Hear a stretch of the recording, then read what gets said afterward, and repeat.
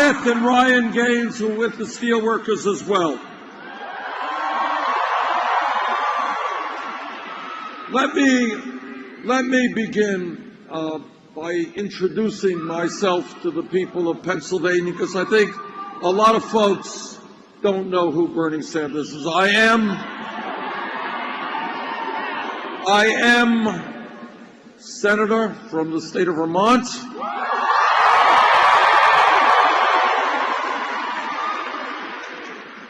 I grew up in Brooklyn, New York.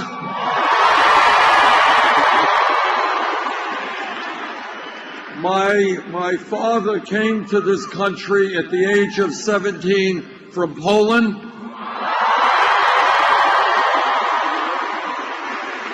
And I grew up in Brooklyn in a 3.5-room rent-controlled apartment. And like millions of other families throughout this country, I grew up in a home that did not have a lot of money. We struggled economically. And the lessons that I learned growing up about what it means to live in a family that has to struggle every day economically is a lesson I have never forgotten and never will forget.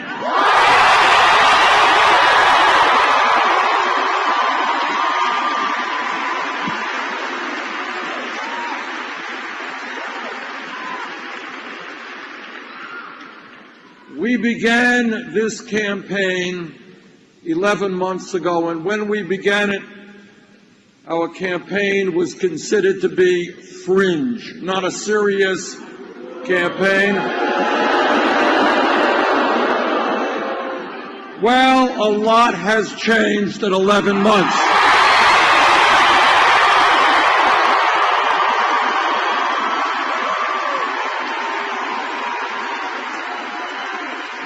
In the last 2 weeks, we have won 6 out of the last 7 caucuses.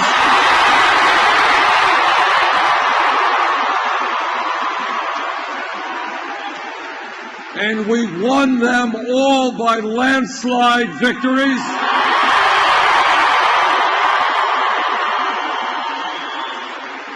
We started this campaign at 3% in the polls, 60 points behind Secretary Clinton. The poll came out last week, a national poll, had us 1 point up.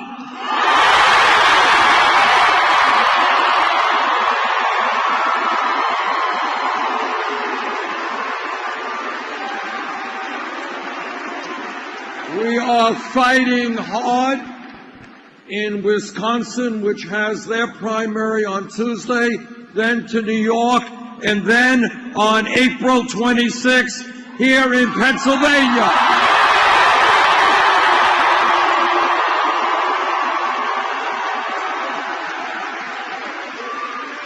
And with your support on April 26th and a large turnout, we're going to win here in Pennsylvania.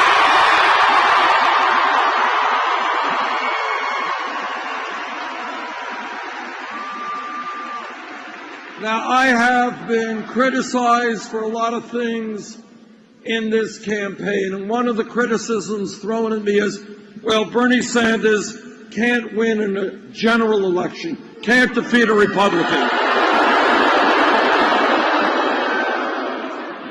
CNN poll last week, Hillary Clinton did very well. She was beating Donald Trump by 12 points. We were beating him by 20 points.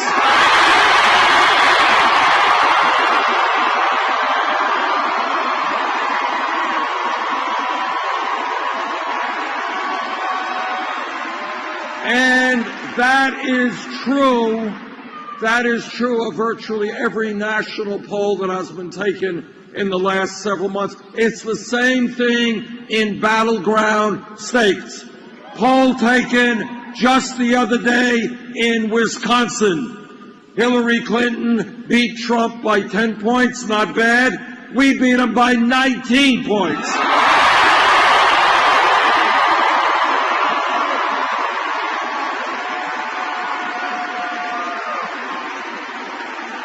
And we are doing better against other Republican candidates than she is. Not only can we win the Democratic nomination, we can win, with your support, the general election.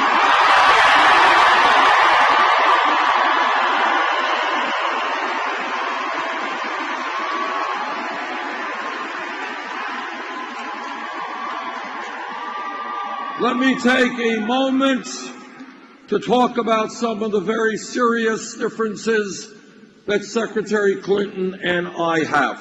Number one, it is important to know how people raise money for their campaigns.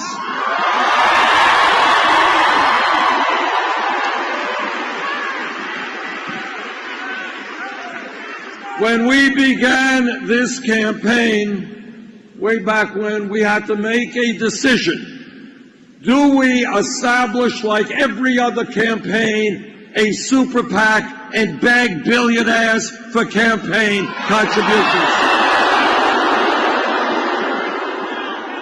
That's exactly what we concluded. We have done it a different way.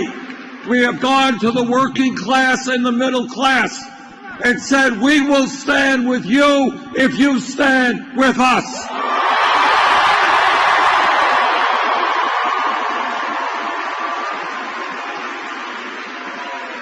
And in 11 months, we have received over 6 million individual campaign contributions.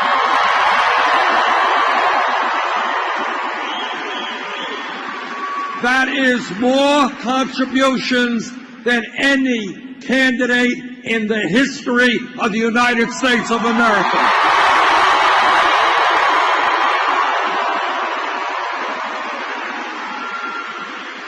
Anyone know what the average contribution is?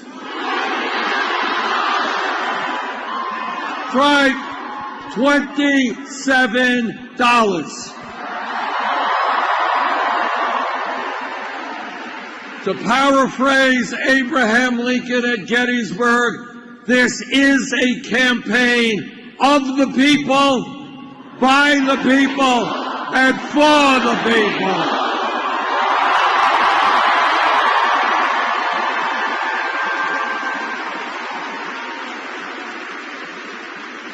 Secretary Clinton has chosen another approach. She has several super PACs. In the last reporting period, her largest super PAC reported raising $25 million from special interest, $15 million from Wall Street.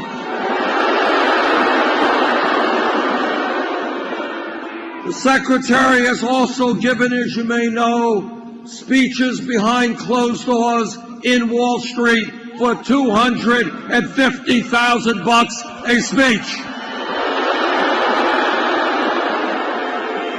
You know, I think that if you get paid $250,000 a speech, it must be an extraordinary, mind-blowing, earth-shattering speech. It must be a speech that reveals all kinds of truths. It must be a speech written in Shakespearean prose.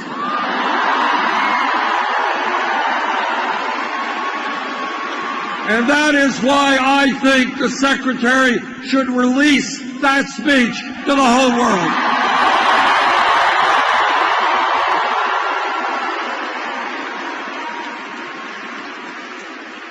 Now, Secretary Clinton says, well, she is prepared to release those transcripts if other candidates release their transcripts.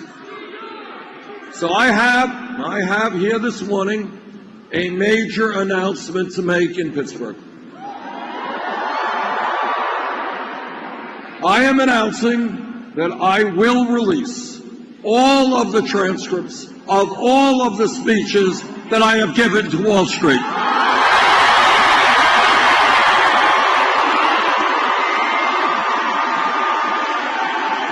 Are you ready? Here they are.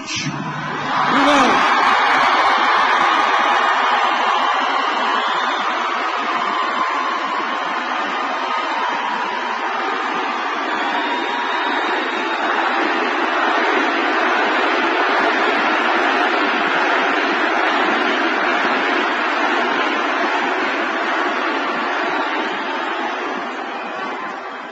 no transcripts, no speeches, not for 250,000, not for 2,000, not for $2. I just don't know why Wall Street has not invited me to speak before them. You know, I got my cell phone on, I'm waiting for the call. Maybe it has something to do with the fact that I would tell them that their greed, their recklessness, and their illegal behavior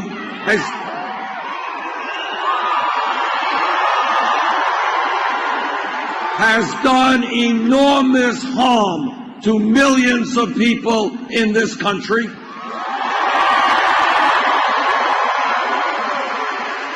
And maybe I would tell them that we bailed them out because the big banks were too big to fail. But 3 out of the 4 largest banks today are bigger than they were when we bailed them out because they were too big to fail. And maybe I would tell them that when financial institutions like Goldman Sachs reach a settlement with the government for $5 billion because of their illegal activities, maybe some of their executives might face criminal justice charges.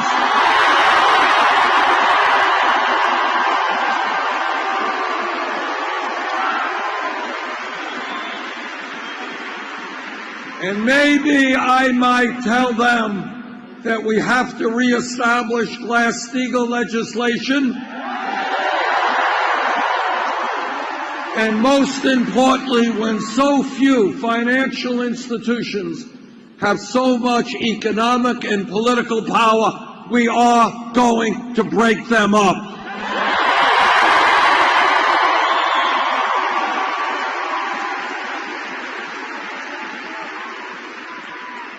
Maybe that's why they haven't invited me to speak to Wall Street. I don't know.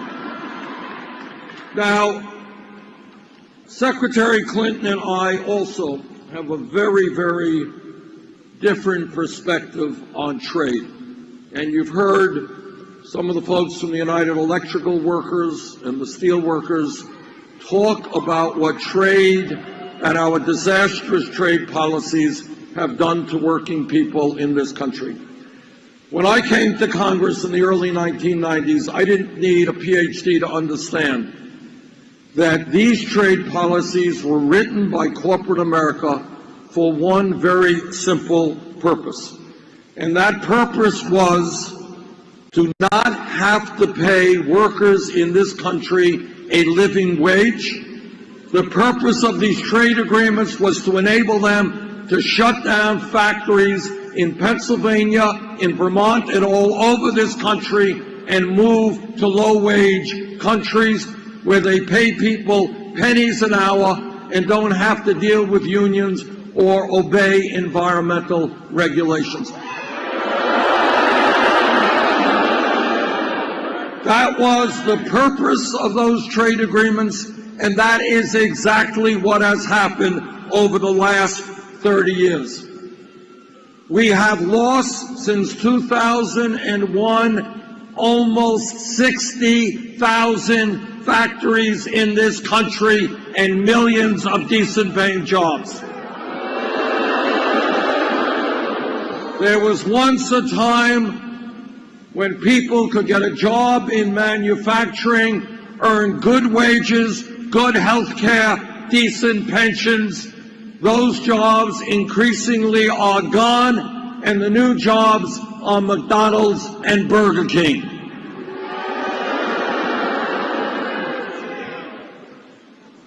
Let me just give you a very few examples of how our disastrous trade policies have impacted the people of Pennsylvania.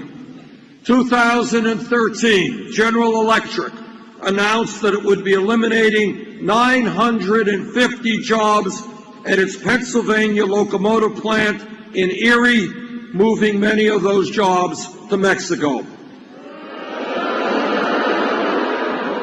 Last year, Allegheny Technologies shut down 2 steel plants in western Pennsylvania, laying off 600 workers, moving to China. 2009, Hershey shut down its York peppermint patties plant in Reading, destroying 300 jobs, and moved that plant to Monterrey, Mexico, where workers are paid a fraction of the wages that workers here were paid. In 2008, Sony closed the last TV manufacturing plant in America in Westmoreland, destroying 560 jobs, and moved that plant to Baja, Mexico.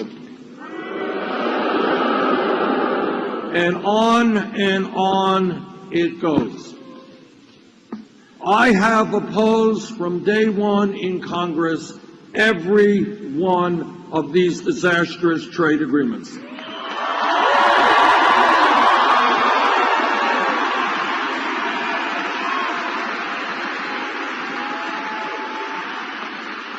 Secretary Clinton has supported virtually every one of these disastrous trade agreements.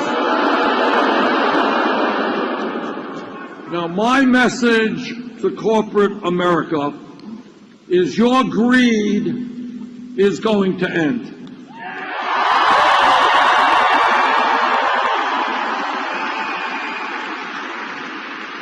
You're not going to continue to deindustrialize the United States of America. You're not going to continue to shut down plants here and move to cheap labor abroad. You're not going to cut the wages and benefits of American workers and give CEOs huge compensation packages.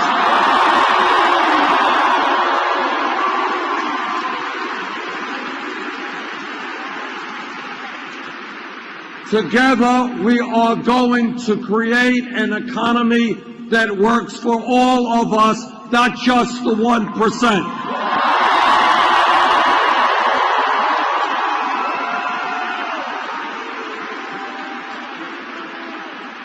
Then there's another issue that Secretary Clinton and I have disagreed on. All of you know that foreign policy and military policy is one of the very important things that a president does. Back in 2002, I was in the House. Secretary Clinton was then the senator from New York. And we both heard from President Bush and Dick Cheney and Don Rumsfeld, both heard about the need to go into Iraq. Well, I listened very carefully to what they said. I didn't believe them. I voted against the war in Iraq.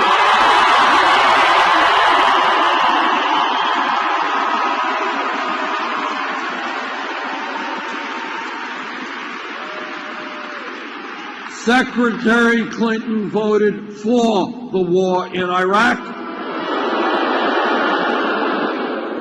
And let me just say this. I know it is very easy for politicians, especially Republicans, to really talk tough about war in this country, war in that country. In my view, we must destroy ISIS, which is a barbaric organization. But we can and must do it without sending our brave men and women in the military into perpetual warfare in the Middle East.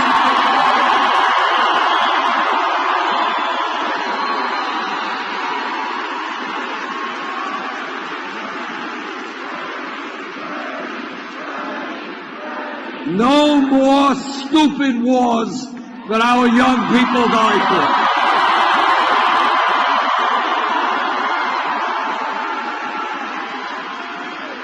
it is very easy for politicians to give rabble-rousing speeches about the need to go to war, because it is not their kids who are going to war, it's your kids.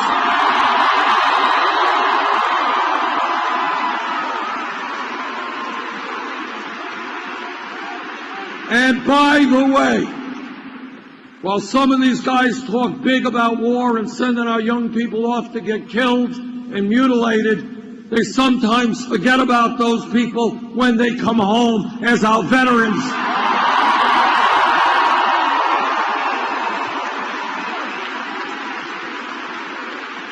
And that's something we will never do. We will stand with the veterans.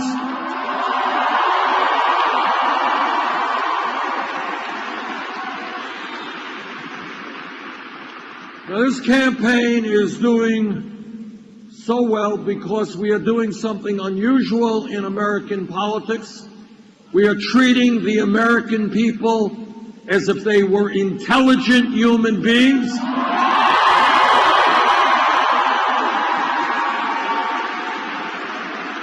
And we are telling them the truth, even if it's a hard truth.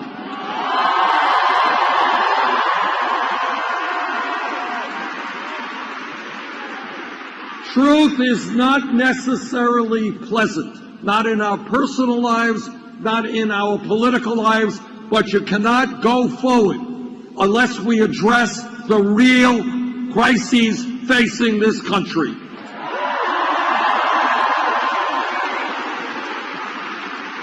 Crisis number one.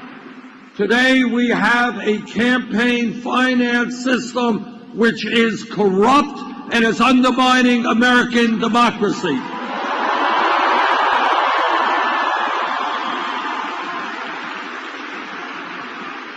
Democracy is not a complicated idea. You gotta vote, and you gotta vote, and you gotta vote.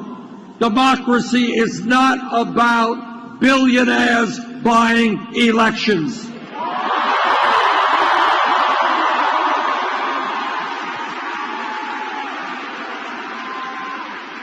When the Koch brothers and a handful of billionaires are going to spend $900 million in this election cycle, that is not democracy, that is oligarchy. We will not accept it.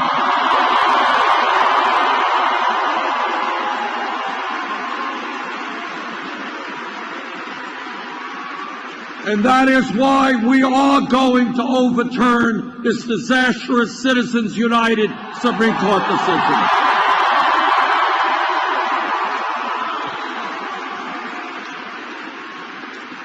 And when Republican governors all over this country are trying to suppress the vote, trying to make it harder for people of color, for low-income people, for elderly people, for young people to participate in the political process, we will stop them.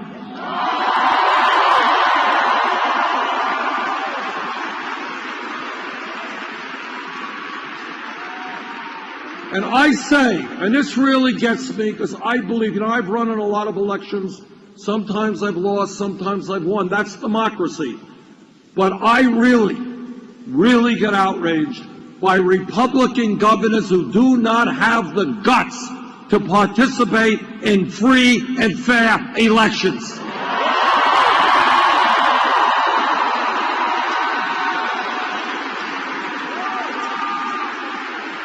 And I say to those Republican governors, if you don't have the guts to participate in an open and free election, get out of politics, get another job.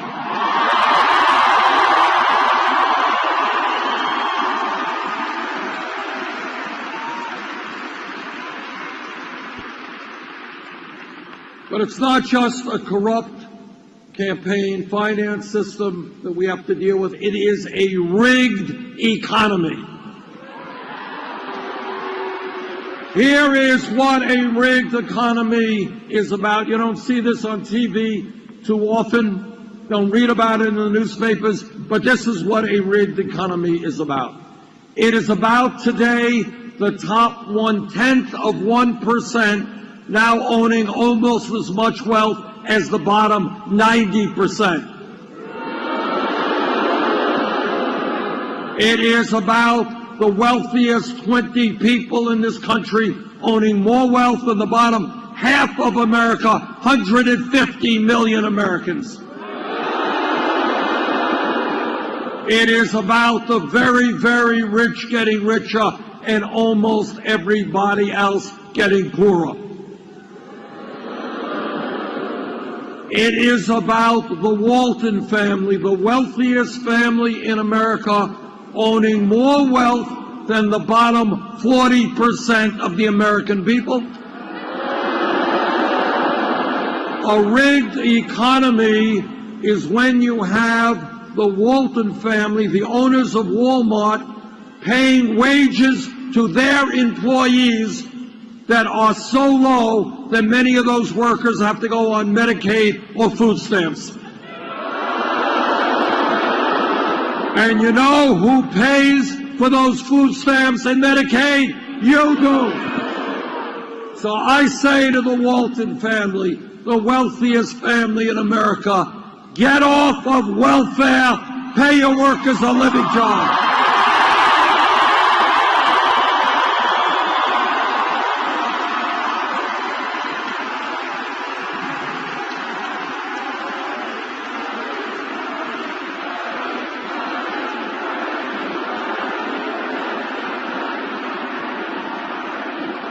You know, it's a little bit stupid. It's a little bit stupid when struggling working class families have to subsidize the wealthiest family in America. We're going to end that.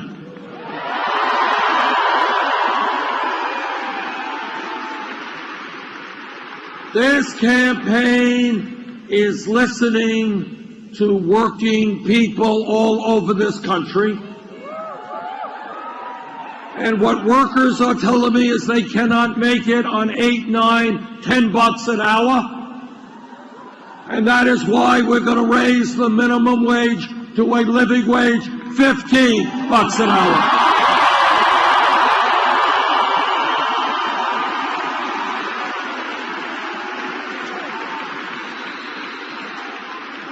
This campaign is listening to disabled veterans and senior citizens who cannot make it on $11,000, $12,000 a year Social Security.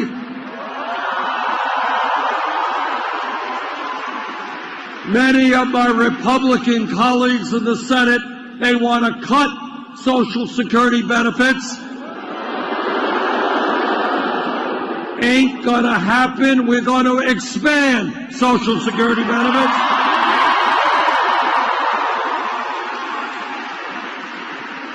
This campaign is listening to women.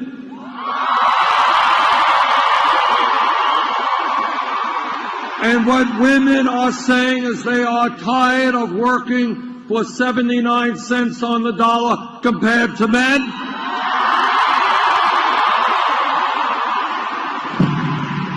And I know that every man here today will stand with the women in the fight for pay equity.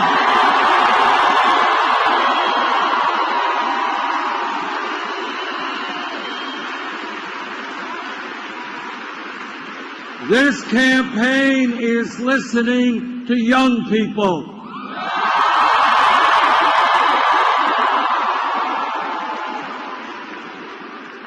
And what the young people are telling me and what their parents are telling me is, why is it that with a huge increase in productivity and an expansion of technology, why is it that unless we change this economy, the young generation today, for the first time in the modern history of America, will have a lower standard of living than their parents?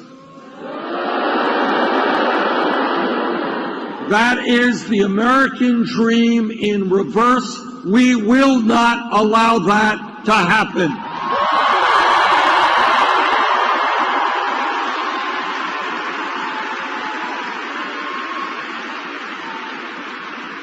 And young people, they're saying, Bernie, our parents, our teachers, everybody said, it's important that we get the best education that we can. That in a global economy, we need the best educated workforce in the world. And then these young people are asking, why is it? After we did what we were supposed to do, we went out, we got a good education. Why are we $50,000, $70,000 in debt?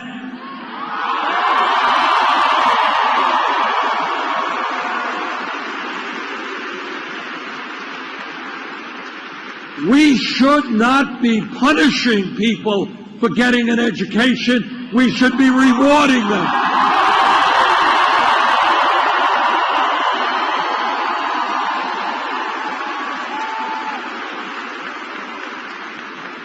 You know, 50 years ago, high school degree, you got a high school degree, the likelihood is you're going to go out and get a pretty good job, make it into the middle class. The economy has changed, technology has changed, people need more education today. And that's a fact. So in my view, a college degree today is in many ways the equivalent of what a high school degree was 50 years ago. And therefore, when we look at public education, great, for the decades, for 100 years, first grade through 12th grade, public education, free education, fantastic. But the world has changed. And in my view, when we talk about public education today, it must mean making public colleges and universities tuition free.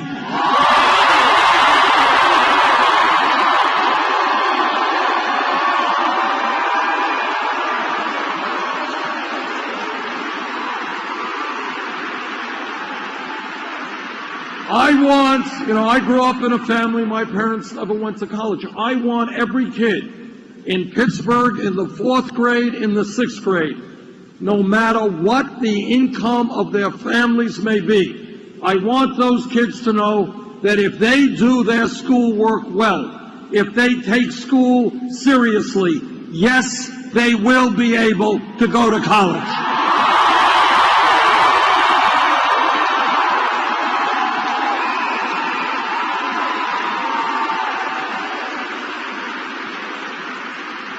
And we have also got to substantially lower the level of student debt in this country. And that is why I believe that people with student debt should be able to refinance their loans at the lowest interest rates they can find.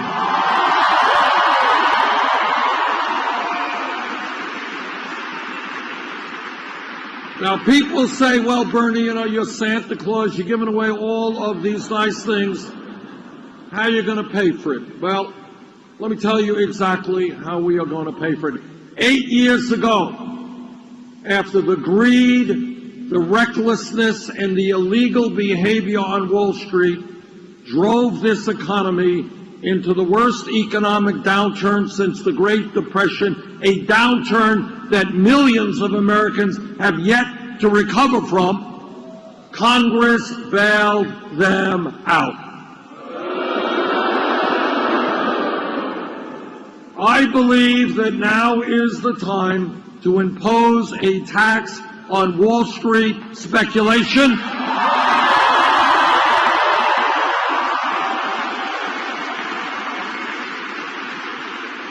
If we can bail Wall Street out, now it is Wall Street's time to help the working families of this country.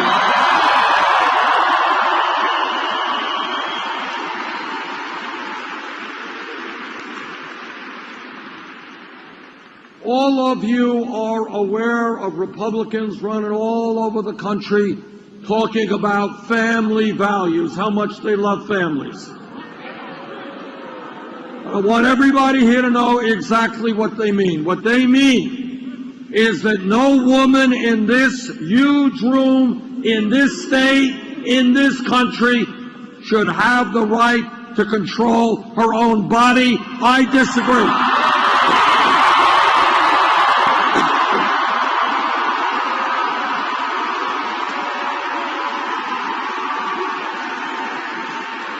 What Republican family values mean is that our gay brothers and sisters should not have the right to marry. I disagree.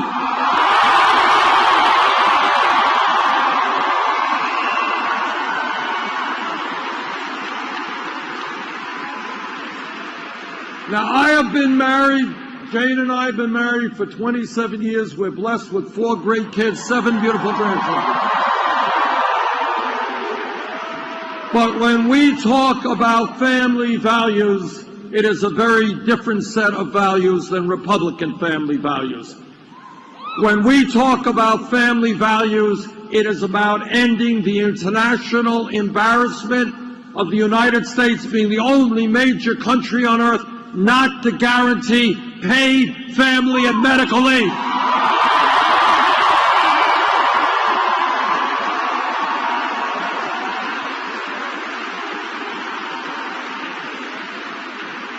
That is a family value.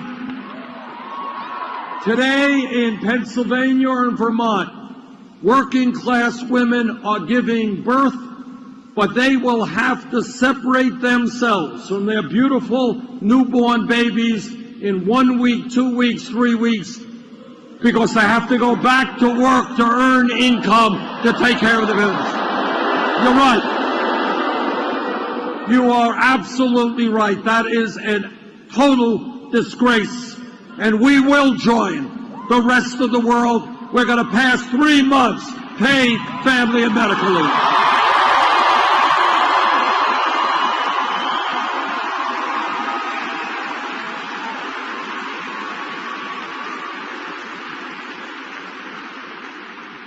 This campaign is listening to our brothers and sisters in the African American community.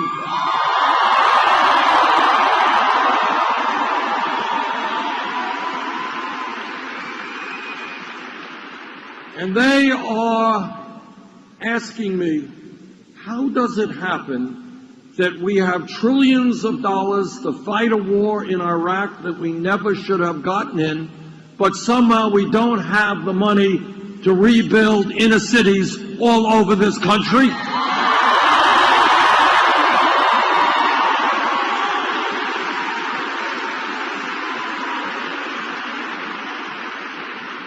I was in Flint, Michigan about a month ago, and honest to God, the discussion that I had with parents there is something I will never forget as long as I live.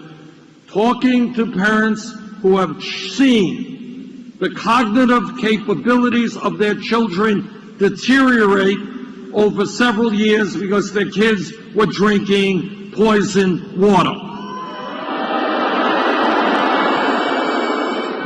But it is not only Flint, it is cities and communities all over this country. Water systems falling apart, wastewater plants, educational systems, healthcare systems. We have got to get our priorities right. We can rebuild inner cities in America.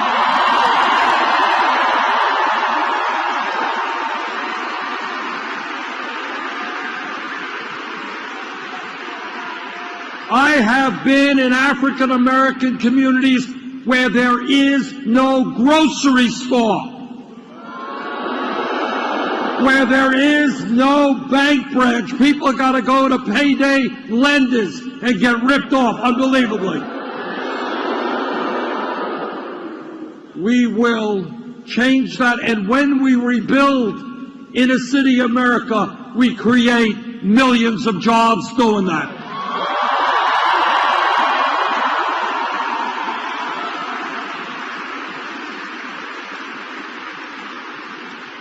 This campaign is listening to our brothers and sisters in the Latino community.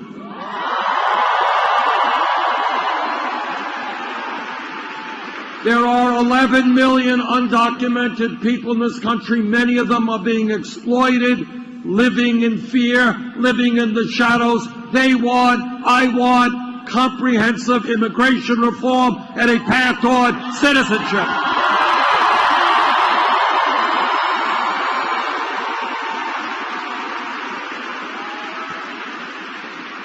This campaign is listening to the Native American community.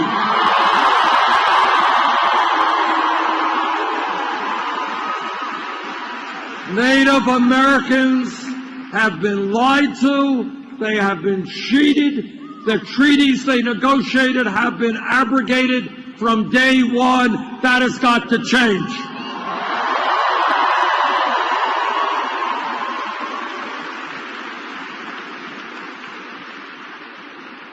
I am a member of the U.S. Senate Committee on the Environment.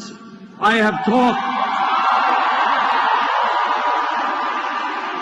have talked to scientists throughout our country and throughout the world. Climate change is real.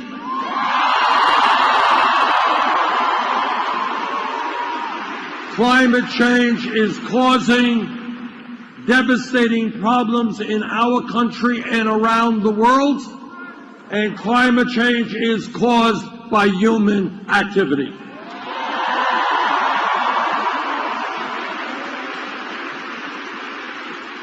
We have a moral responsibility to leave this planet in a way that is healthy and habitable for future generations.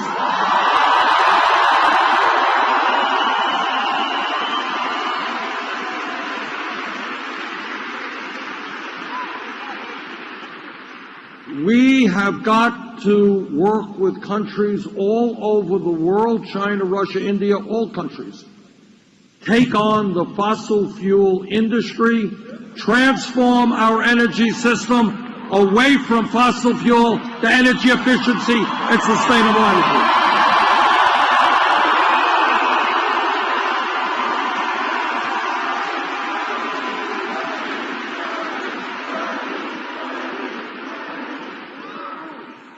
Every major country on earth, every major one, the UK, France, Germany, Italy, Holland, Scandinavia, Canada, every major country on earth guarantees health care to all of their people as a right.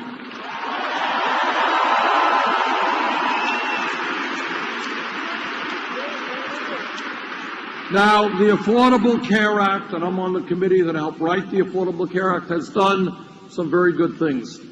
We have done away and eliminated this obscenity called pre-existing conditions. We have managed to keep young people up to 26 on their parents' plans. We have added 17 million people to the ranks of the insured. We have done away with discrimination against women who are paying too high prices for their health care premiums. But,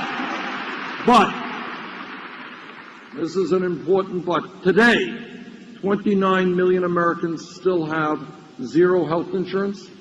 Many of you who do have health insurance are underinsured with high co-payments and high deductibles, all right? And every person in this room and in this country is getting ripped off unconscionably by the drug companies who are charging us the highest prices.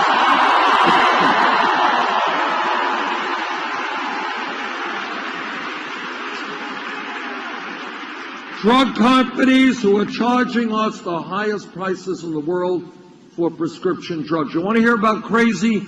Crazy is 1 out of 5 Americans get a prescription from their doctors.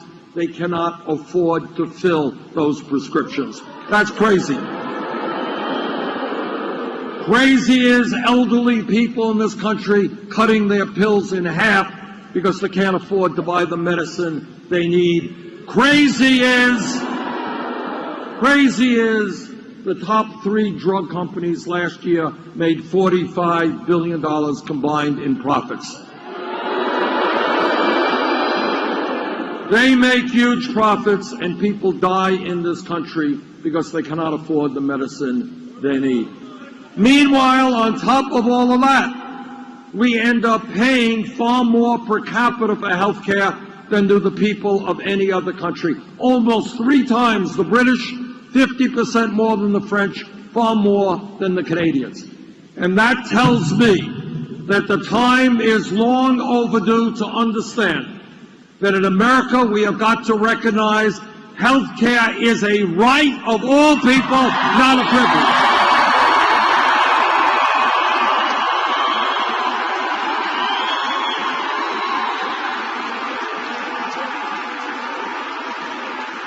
And that is why we need a Medicare for all single-payer program.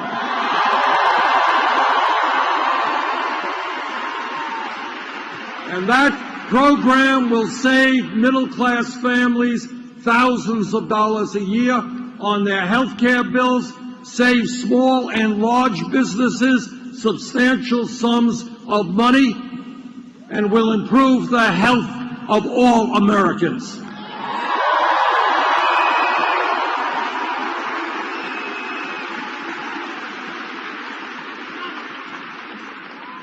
Now, everybody in this room knows that real change never takes place from the top on down. It always goes from the bottom on up.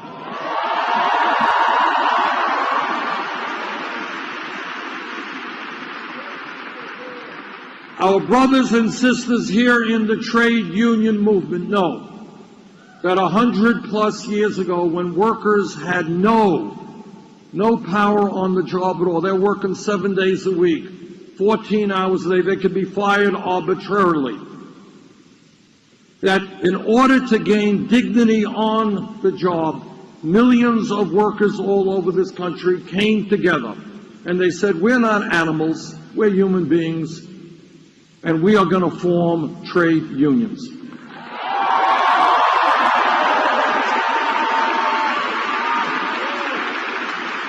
And it is the trade union movement that has helped build the middle class of this country.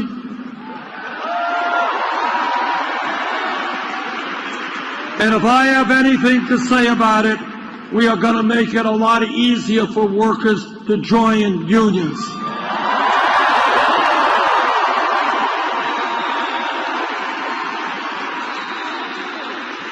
All of you know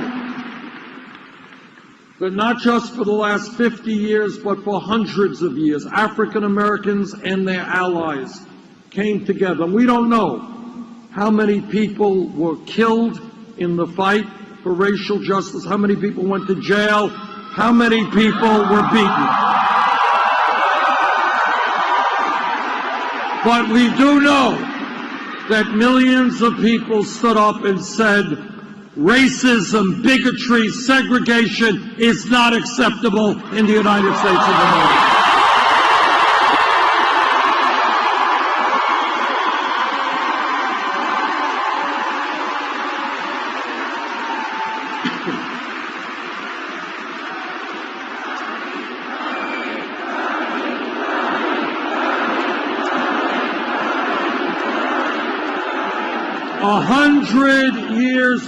What 100 years ago, not a long time from an historical perspective, women in America did not have the right to vote, could not get the education they wanted, could not do the work and jobs they wanted. That's 100 years ago, no time at all, but women and their male allies came together. Women went on hunger strikes. They went to jail. Some of them died to say that in America, women will not be second-class citizens.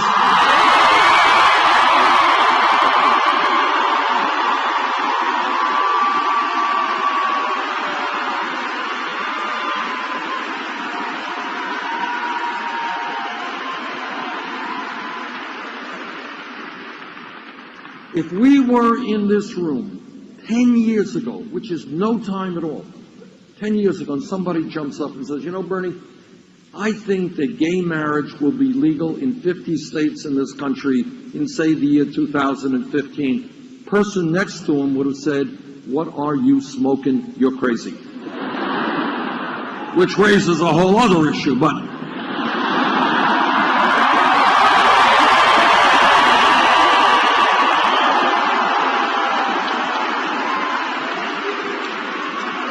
but here's the point. The point is that the gay community and their straight allies, against horrific levels of hatred and bigotry, they stood together, decade after decade after decade. And they said that in America, people should be able to love the people they want, regardless of the gender.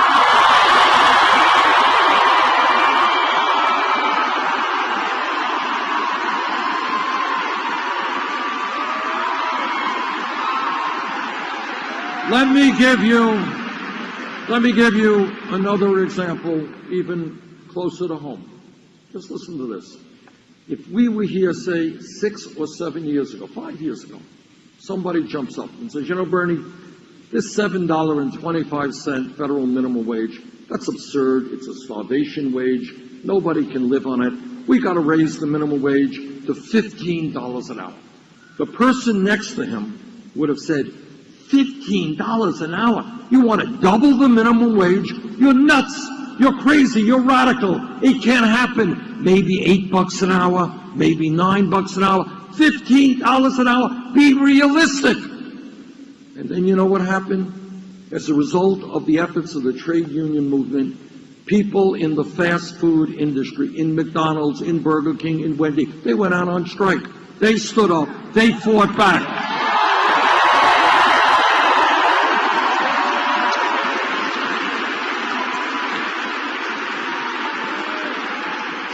And then you know what happened? The impossible became true. Seattle, $15. San Francisco, Los Angeles. Oregon, California, New York State. And if I have anything to say about it, $15 an hour in every state in this country.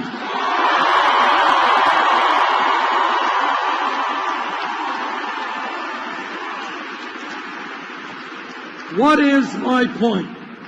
My point is that change takes place, historically and now, when people stand up and they look around them and they say the status quo is not acceptable.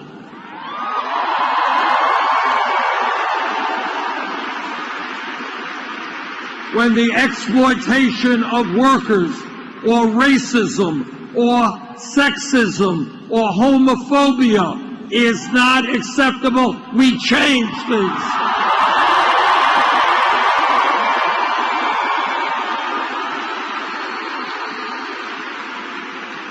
And in my view, that is where we are at this pivotal moment in American history. From coast to coast, and I've been all over this country, people are looking around them and they're saying, wait a minute, why do we have more wealth and income inequality than any other major country on earth? Why do we have to work 2 or 3 jobs to cobble together some income? Why are we the only major country on earth that doesn't guarantee health care to all and paid family and medical leave? Why are our kids graduating school $50,000 or $100,000 in debt? Why do we still have institutional racism?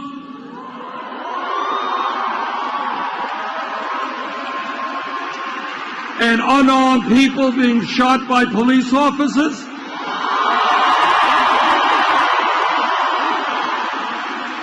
Why are women making 79 cents on the dollar compared to men?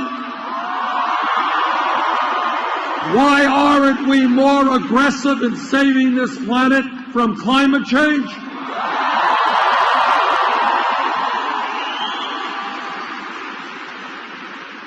People are looking around and they are rejecting the options that the corporate media gives us. They are rejecting the options that Congress gives us. And what they are saying is we can create an America that works for all of us, not just the few.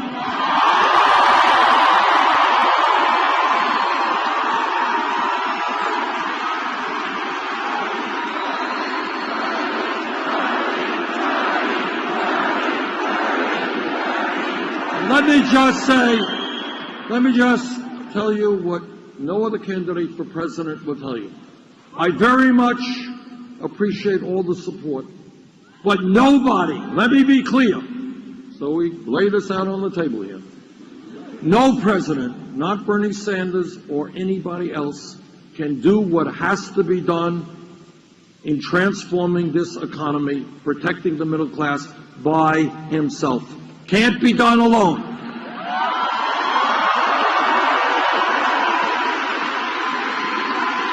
The truth is that Wall Street, corporate America, the wealthy campaign contributors, and the corporate media who tell you what you should see or not see are much too powerful. The only way we make change is the way change in this country has always happened, and that is with a political revolution, millions of people standing up.